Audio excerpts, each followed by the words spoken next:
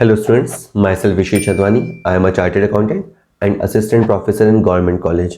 इन दिनों में हम लगातार वो पेपर सॉल्व कर रहे हैं जो आरपीएससी ने असिस्टेंट प्रोफेसर 2020 में एबीएसटी के लिए लिया और उसमें ये 5वां वीडियो है। इसमें भी अपन हमेशा की तरह 20 क्वेश्चन कवर करेंगे। चलिए सर, आज का पहला क्वेश्चन है under section 143(1) the assessing officer can complete the assessment without passing a regular assessment order.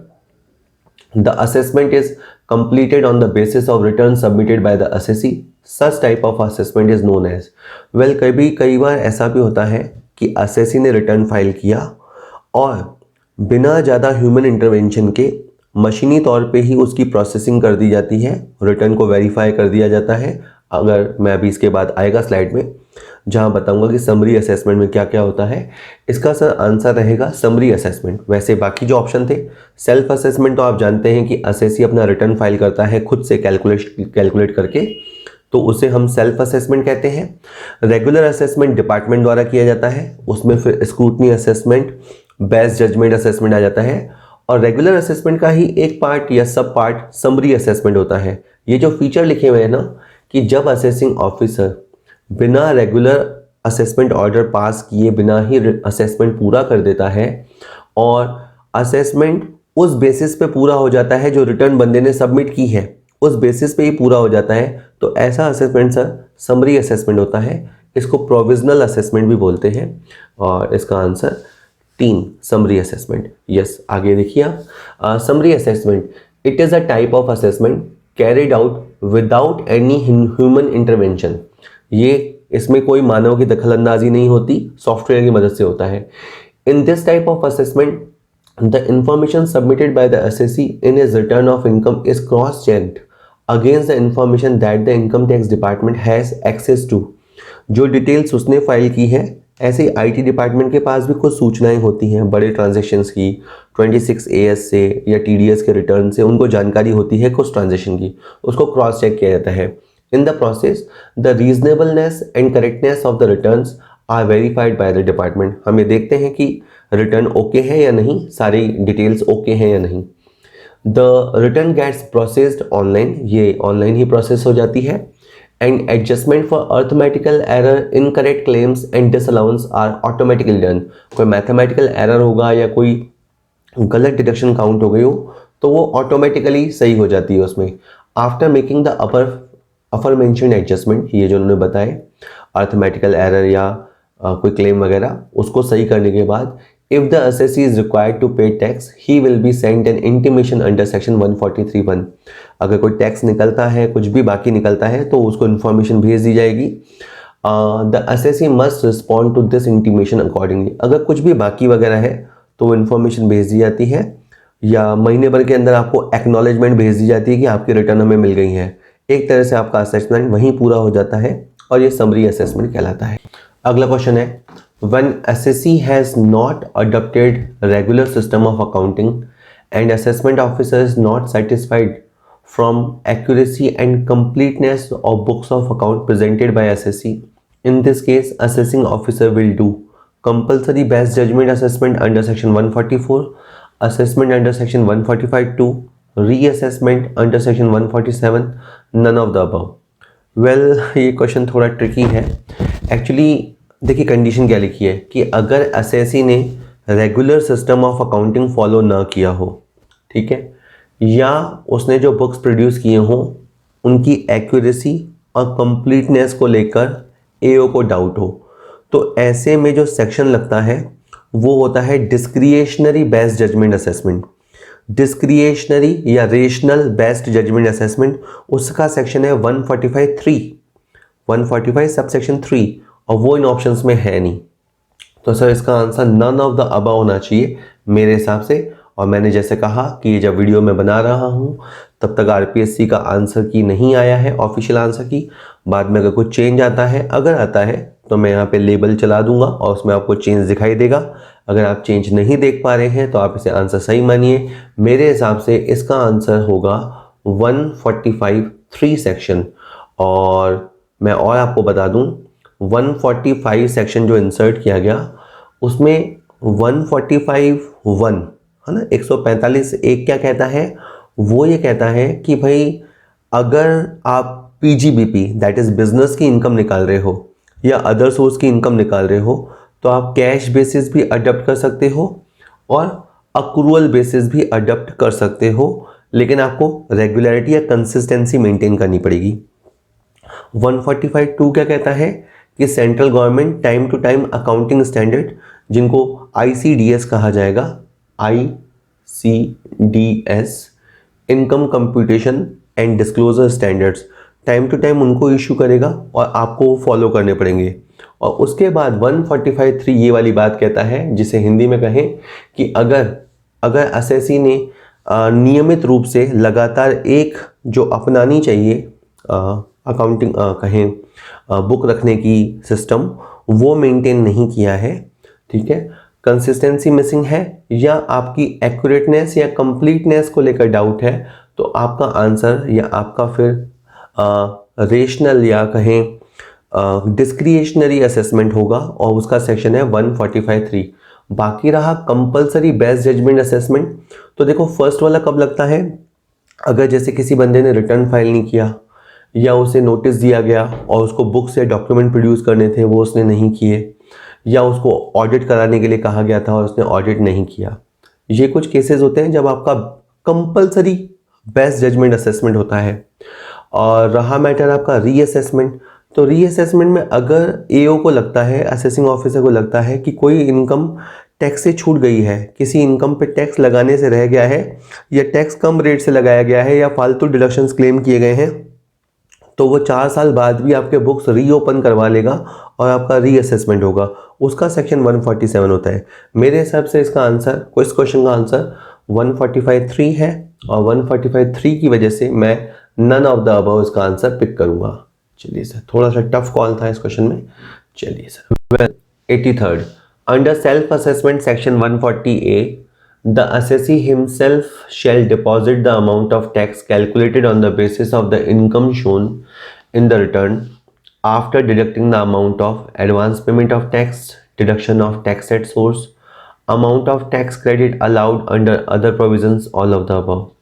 Well, देखिए सेल्फ असेसमेंट में होता क्या है, सबसे पहले बंदा खुद ही अपने पांचों हेड की इनकम निकालता है, ग्रॉस इनकम निकालता है, टोटल इनकम निकालता है, टैक्स कैलकुलेट करता है।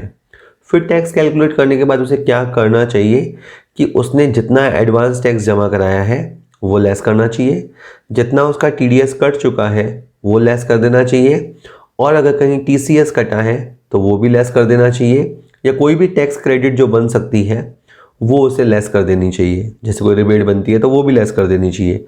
ये सब लेस करने के बाद बाकी का टैक्स उसे जमा कराना चाहिए। अगर आप उस क्वेश्चन का आंसर में ध्यान से सुने तो उसे ये सारे काम करने चाहिए। क्वेश्चन यही था कि असेसी को टैक्स जमा कराना चाहिए और उससे पहले उसे ये तीनों चीज़ें, है ना, एडवांस पेमेंट और टैक्स, टीडीएस, टीसीएस या रिबेट कुछ भी, तो उन सबको काट लेना चाहिए। ऑल ऑफ द अबव का आंसर होगा। ठीक है सर, अगला क्वेश्चन है, on what basis regular assessment under section 143 is done? On the basis of return of income, on the basis of evidence in support of the income, above 1 and 2 both, none of the above. Sir इसका answer होगा above 1 and 2 both. देखिए आपका जो regular assessment होता है वो department करता है। हो सकता है कि आपका समरी असेसमेंट हो जाए, दैट इज जो आप रिटर्न फाइल करें उसके बेसिस पे ही आपका असेसमेंट कंप्लीट हो जाए, और हो सकता है कि आपको नोटिस इशू किया जाए, 142 में आपको नोटिस इशू किया जाए, आपसे कुछ सबूत मांगे जाए या कोई डॉक्यूमेंट आपको प्रोवाइड करने पड़े, और वो डॉक्यूमेंट प्रोवाइड करने पर उनसे सेटिस्फाई होने के बाद आपका असेसमेंट पूरा हो जाए, आपका स्क्रूटनी असेसमेंट हो जाए। तो रेगुलर असेसमेंट में 2-3 टाइप होते हैं। उसमें आपका कहें समरी असेसमेंट भी हो सकता है 143(1) वाला, या आपका स्क्रूटनी असेसमेंट भी हो सकता है 143(3) वाला। ठीक है सर, तो इसका आंसर अबव 1 and 2 बोथ रहेगा। 85th है, on which income 30% rate is applicable for deduction of tax at source, winning from lotteries, crossword puzzle and horse races, income from salary, income from dividend, income from interest. तो बहुत ही आसान question आया था इनमें से किस पे 30% टीडीएस कटा करता है? तो आपकी जो कैजुअल इनकम होती है, ऐसी इनकम जो आपकी कहीं किस्मत के सहारे होती है, कैजुअल इनकम, उस पे आपका 30% टीडीएस कटा करता है। तो अगर आप लॉटरी से पैसा जीतेंगे, या अगर आप कोई खेल इनाम जीतेंगे, या आपने हॉर्स रेस पे दांव लगा के पैसा जीता, तो आपका जब इनाम मिलेगा तो आपका 30% टैक्स कटेगा। बाकी रहा सैलरी, सैलरी में से टीडीएस कटता है, और मज़े की बात है कि इसकी कोई फिक्स रेट नहीं होती है। ये डिपेंड करता है कि एम्प्लॉय किस स्लैब में आता है, उस अकॉर्डिंग टीडीएस कटता है। डिविडेंड आपका कहें असेसमेंट ईयर 2021 तक तो एग्जेम्प्ट ही था, 10 लाख रुपए तक एग्जेम्प्ट था। और अगर असेसमेंट ईयर 21-22 की बात करें तो अब इस पे टीडीएस कटता है, लेकिन इसकी रेट 10% है, और इंटरेस्ट पे भी टीडीएस की रेट 10% है। तो सर आपके क्वेश्चन का आंसर ए है। अगला क्वेश्चन है, what is the reason of refund of tax? कि किसी किसी का रिफंड क्यों बनता है, यानी ऐसा कैसे हो सकता है कि डिपार्टमेंट असेसी का पैसा वापस करे और उसके पास टैक्स रिफंड आए, ऐसा कब हो सकता है? फर्स्ट है deduction of tax at source and advance payment of tax is more than the tax liability on regular assessment, बिल्कुल ठीक है। Tax liability is reduced due to rectification of error, ये भी सही है। Entitled for the relief of double taxation, ये भी सही है। देखिए सर, आपका रिफंड इन 3 वजह से ही बनता है, या तो आपने ज़्यादा टैक्स यानी ज़्यादा टीडीएस कटवा लिया हो, या आपने एडवांस टैक्स ज़रूरत से ज़्यादा जमा करा दिया हो सकता है कि आपने कोई कैलकुलेशन मिस्टेक की हो, आपको कोई डिडक्शन लेनी थी वो आपने ली नहीं, या डेप्रिसिएशन का डिडक्शन लेना था वो आप भूल गए, या हो सकता है कि double taxation avoidance agreement DTAA, double taxation avoidance agreement की वजह से आपको रिलीफ मिली हो, सेक्शन 90-91 के आसपास आपको रिलीफ मिली हो। इन सारे रीज़न से मैं कहूँ कि आपका टैक्स रिफंड बन सकता है, तो उसका answer all of the above आएगा। Okay, 87. An assessee is not liable to pay advance payment of tax if age of the assessee is 60 years or more and he has no taxable income from the business or profession had amount of tax payable in any financial year is less than 10,000, above 1 and 2 both, none of the above. Well, बहुत ही अच्छा question. Advance tax जमा कराना पड़ता है अगर आपकी tax liability 10,000 या more than 10,000 हो तो इसका ये मतलब हुआ कि अगर किसी की टैक्स लायबिलिटी 10,000 से कम है तो उसे एडवांस टैक्स देने की ज़रूरत नहीं है। इसी तरह सीनियर सिटीजन को भी रिलैक्सेशन दिया गया है, लेकिन सबको नहीं। अगर वो बिजनेस नहीं करते हैं, वो सीनियर सिटीजन भी हैं, और अगर वो बिजनेस नहीं करते हैं तो उन्हें रिलैक्सेशन है और उन्हें एडवांस टैक्स जमा कराने की ज़रूरत नहीं है। तो इसका आंसर हो जाएगा सर उपरोक्त 1 व 2 दोनों, इन दोनों ही दशाओं में एडवांस टैक्स जमा कराने की ज़रूरत नहीं है। ठीक है सर, अगला क्वेश्चन देखते हैं। अगला क्वेश्चन कहता है provision of deduction of tax at source are not applicable if interest is payable to central government और state government, statutory corporation whose income is exempted from income tax, Reserve Bank of India, all of the above. I think sir इसका answer all of the above आएगा। देखिए generally क्या होता है कि हम अगर इंटरेस्ट पेमेंट कर रहे हैं और 5,000 से ज़्यादा कर रहे हैं, ठीक है, बैंक वाले कर रहे हैं तो उनके लिए 40,000 की लिमिट है, बाकी कोई कर रहा है तो 5,000 की लिमिट है, और हमें ऐसे में टीडीएस काटना चाहिए। लेकिन आप सोचिए कि अगर आप गवर्नमेंट को पेमेंट कर रहे हैं तो आप टैक्स काट के क्या करोगे? लॉजिकली सोचो, आप गवर्नमेंट को पे करोगे, टैक्स काटोगे, और टैक्स काट के वापस गवर्नमेंट को ही दोगे, तो फिर टैक्स काटा ही क्यों?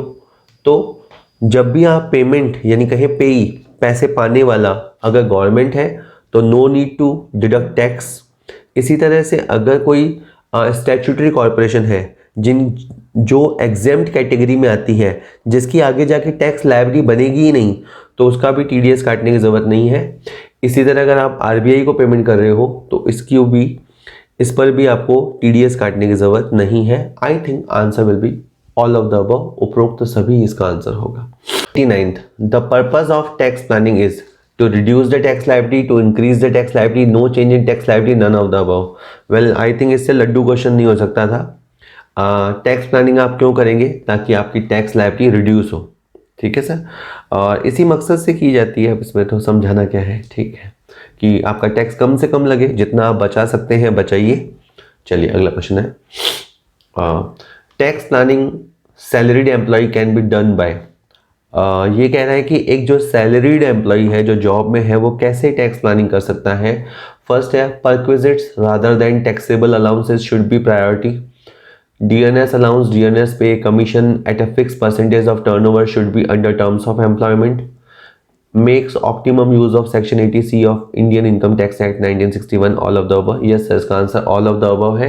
ये सारे तरीकों करके एक जॉब वाला बंदा अपना टैक्स बचा सकता है। सर कैसे? देखिए, अगर आपको मेडिकल अलाउंस मिलता है तो वो टैक्सेबल होता है, तो बजाय इसके आप मेडिकल फैसिलिटी लीजिए। कोई मेडिकल फैसिलिटी कुछ केसेस में एग्जेम्प्ट हो जाती है।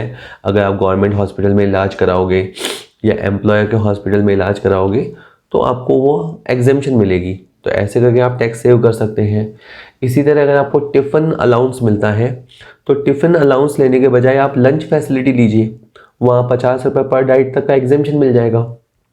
इसी तरह से अगर आपको DNS अलाउंस, DNS पे और सेलिंग कमीशन वगैरह मिलता है तो इन सबको आप under the terms of employment लीजिए, under the terms of employment सेवा शर्तों के तहत लीजिए।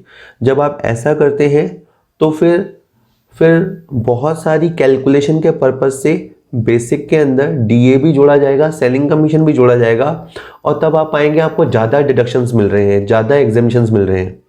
ठीक है, तो DA under the terms of employment and commission based on percentage, अगर ऐसा हो तो आपके एग्जेम्पशंस या डिडक्शंस बढ़ जाएंगे, which will be good for you. इसी तरह से आप 80C का बेटर टू बेटर यूज़ कीजिए, 1,50,000 तक का है तो आप उसका ऑप्टिमम यूज़ कीजिए। तो ये सब तरीके हैं टैक्स प्लानिंग के फॉर अ जॉब वाला बंदा, for a salaried employ. Okay, well अगला क्वेश्चन है, from which rate of tax relief of double taxation is to be given to the SSC if average rate of Indian income tax is 21.4% and average rate of foreign income tax is 24.6%. Options are 30%, whichever is higher, whichever is lower, no relief will be given. तो sir मामला है double taxation का। Double taxation का मामला कब होगा? अगर कोई निवासी व्यक्ति है, कोई रेजिडेंट है, फॉरेन गया, वहाँ उसने इनकम कमाई और वहाँ फॉरेन गवर्नमेंट ने उससे टैक्स ले लिया। अब यहाँ आया तो हमने कहा कि भाई आप रेजिडेंट हो, आपकी तो ग्लोबल इनकम टैक्सेबल होगी, तो हमने उस इनकम को इनकम में वापस शामिल कर लिया और यहाँ पे भी टैक्स लगा दिया।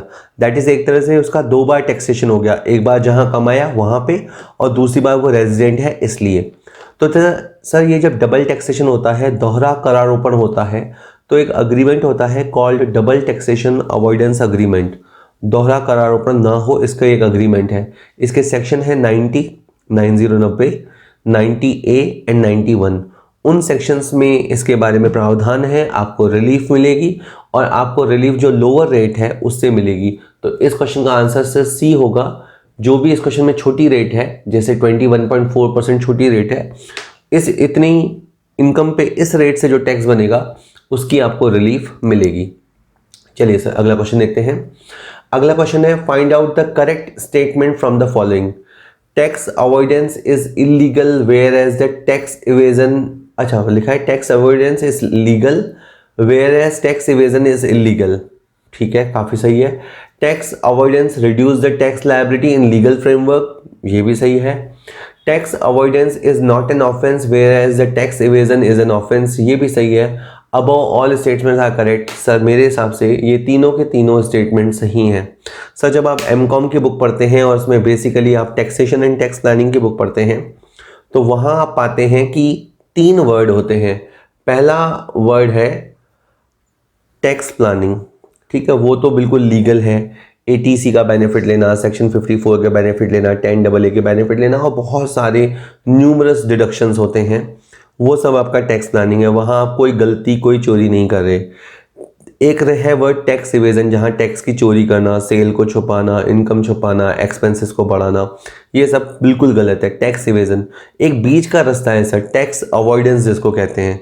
सर टैक्स अवॉइडेंस में क्या होता है कि असेसी इतना चालाक होता है कि वो टैक्स की कमियों को ढूंढता है और भाषा की लैंग्वेज का या भाषा की अस्पष्टता का फ़ायदा उठाते हुए लीगल फ्रेमवर्क में रहते हुए और अपना टैक्स बचा जाता है। तो वो बीच का रास्ता है सर टैक्स अवॉइडेंस। सर मैं अगर आपको उसका प्रैक्टिकल एग्जांपल दूं तो जैसे मान लीजिए हमें हेलमेट पहन के जाना चाहिए, ठीक है, पर्पस क्या है कि भाई हम सुरक्षित रहें। तो एक तरीका तो होता है अपन हेलमेट पहन के शान से जाएं, तो वो तो है tax planning, pure legal.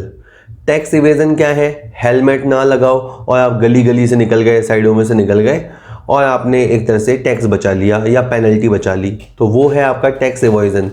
Tax avoidance क्या है कि मान लीजिए आपने 50 रुपये वाला हेलमेट ले लिया, एक टोपी टाइप हेलमेट आपने खरीद लिया जिससे कोई आपकी सेफ्टी नहीं होगी, लेकिन कहने को आपने हेलमेट लगा लिया, तो एक तरह से आपने रूल को फॉलो भी कर लिया, लेकिन देखा जाए तो कहीं ना कहीं तो जो लॉ की भावना थी वो लॉ की भावना तो पूरी नहीं हुई।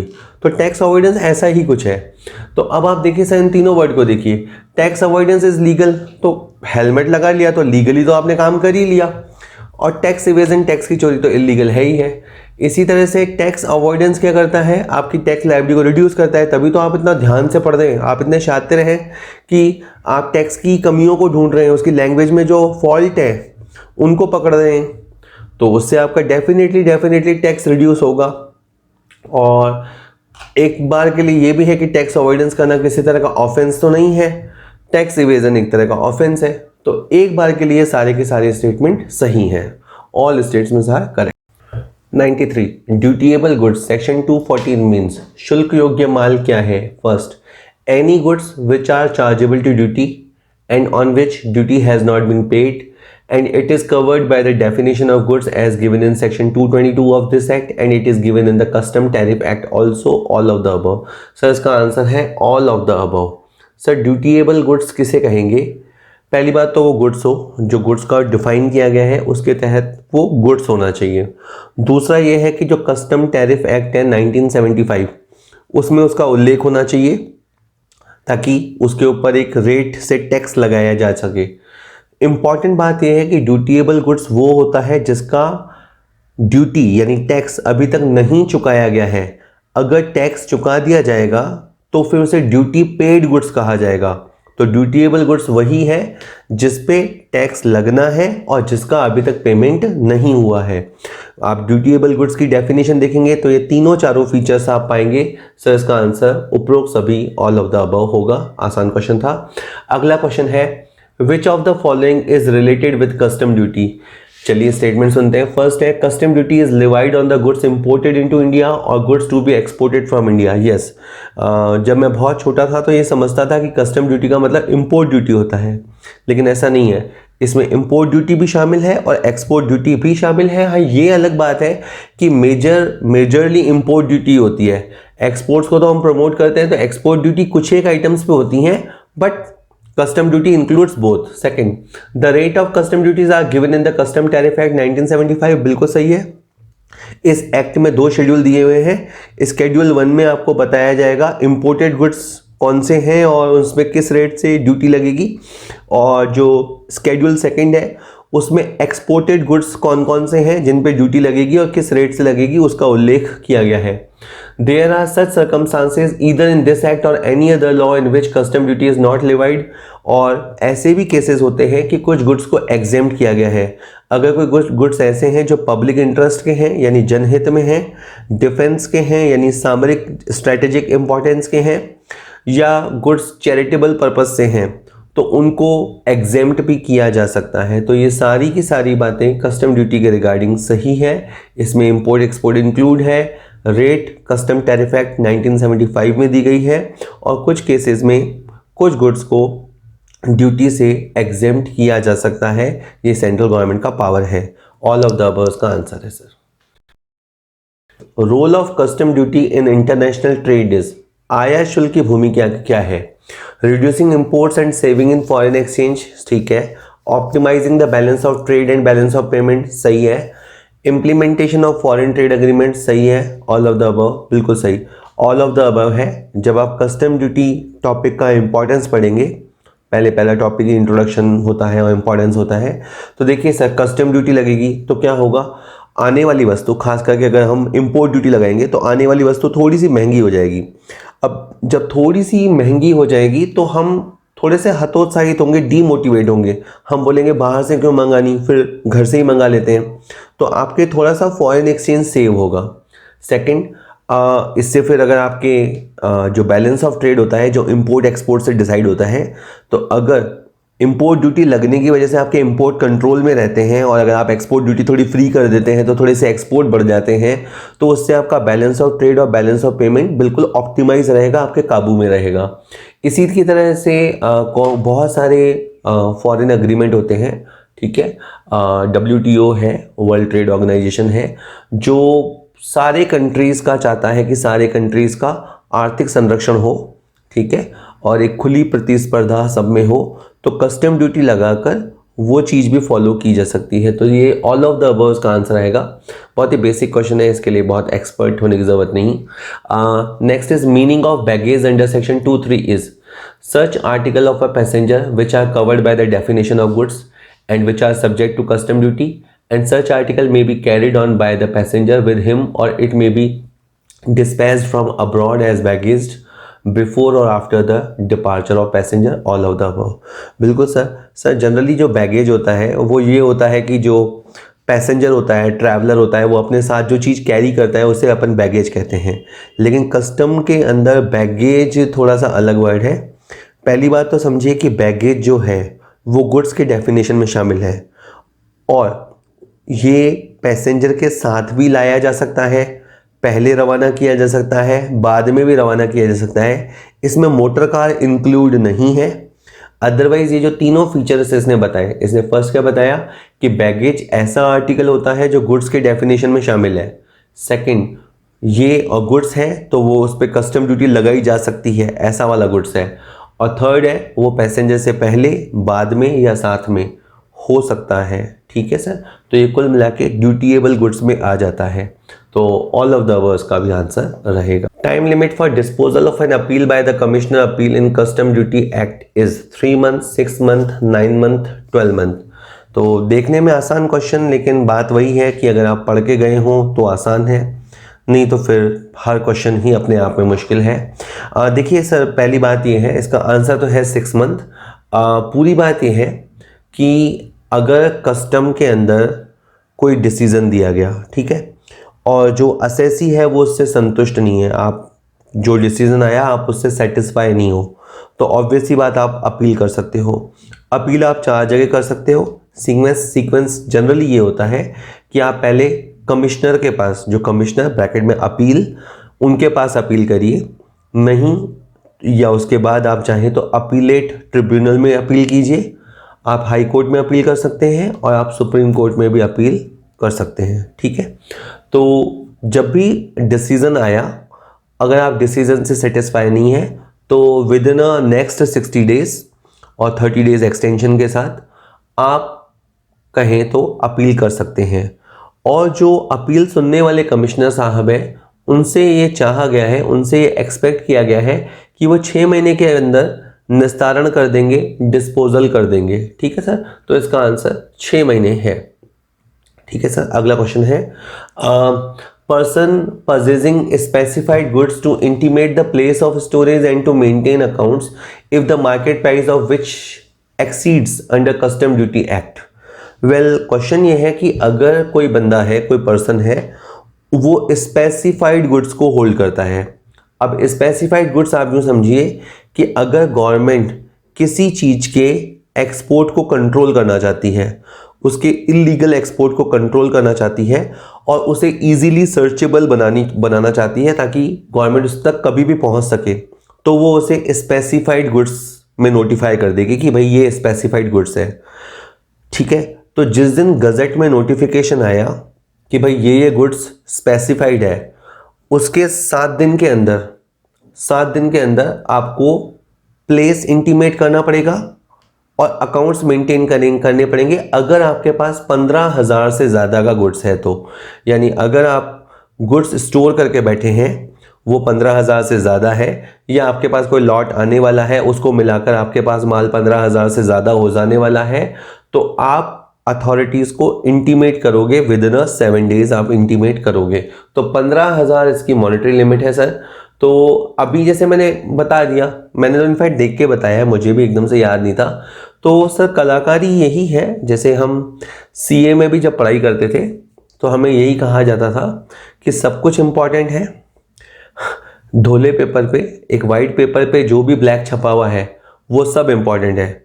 मेन कलाकारी ये है कि सब कुछ पढ़ना नहीं है और कुछ भी छोड़ना नहीं है। फिर समझ लीजिए, सब कुछ पढ़ना नहीं है और कुछ भी छोड़ना नहीं है। जो इस चीज़ में, जो इस विरोधाभास में संतुलन साध लेगा ना सर, वो असिस्टेंट प्रोफेसर क्रैक कर लेगा। शायद लगभग वही बंदा है या वही बंदी है जो असिस्टेंट प्रोफेसर क्रैक कर पाएंगे, जो सब कुछ तो नहीं पढ़ेंगे पर कुछ भी काम की चीज़ नहीं छोड़ेंगे, वही लोग। चलिए 2 क्वेश्चन इसके अंदर और है सर। वेल, सेकंड लास्ट है, what are the basis for levying custom duty? सीमा शुल्क उद्ग्रहण करने के क्या आधार हैं?